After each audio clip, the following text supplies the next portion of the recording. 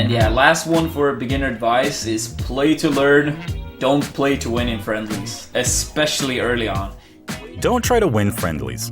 This advice has been on my mind lately, as I see it from time to time on Reddit threads from new players asking how to improve. While I think it's good advice, it's advice that took me way too long to actually understand. Obviously, you shouldn't be getting sweaty from friendlies, but it's a fighting game. Aren't you supposed to beat the other guy? Don't you just naturally get better by trying to win? If you're not supposed to try to win, then what are you supposed to be doing? That's what I'm here to answer. Why winning friendlies shouldn't be your goal, and what it means to play to learn instead. Let's just start off with the most basic and most important lesson. Don't get butthurt.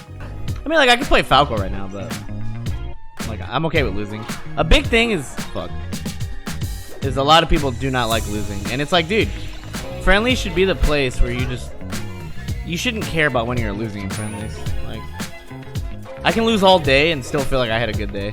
Some people get too butthurt when they lose a friendly. It's like, bro. I can lose all day and still feel like I had a good day, is what I love about this clip. Winning isn't what makes a friendly session good or productive.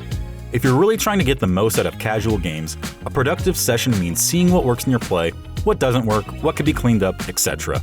Taking 4 stocks in the winner and the loser really just happens on the side while you can be working on something.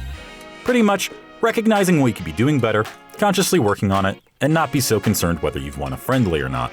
But what does this actually look like? You're aware of what you could be better at, but what's the best way to start working on it or implementing it into your play? Spam. Literally just spam whatever it is that you need to be better at.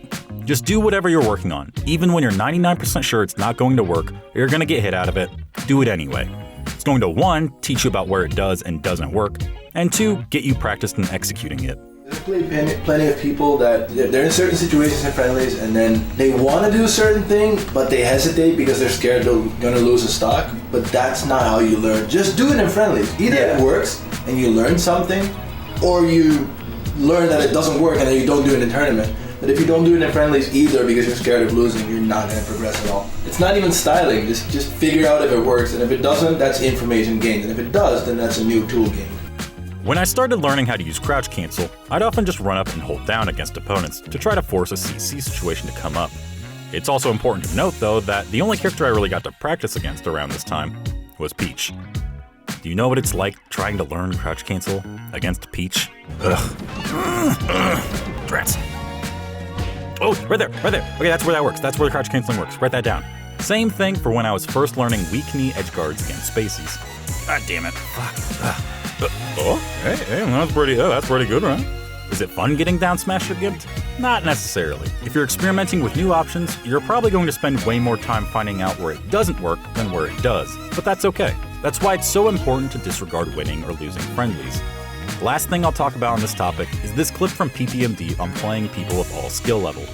You're going to learn playing people better, worse, and the same skill as you. So, playing people better than you, you're going to get your habits punished, learn to DI. Worse people, practice your combos, and build confidence. Same as you, try to execute everything. So just play everyone.